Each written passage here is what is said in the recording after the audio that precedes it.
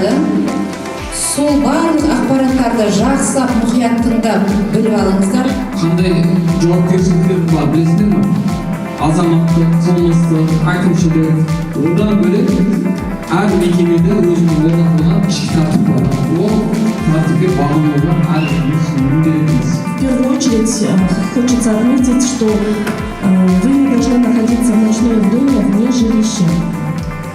То есть, если вы находитесь после 22:00 в каких-то развлекательных или компьютерных заведениях без законных представителей, у нас проводятся рейды, вас задерживают, в обязательном порядке приглашаются ваши родители на место и оформляется протокол. Это школьное образование вам гарантирует как государство, так и ваши родители. Они обязаны вас обучить в средней образовательной школе.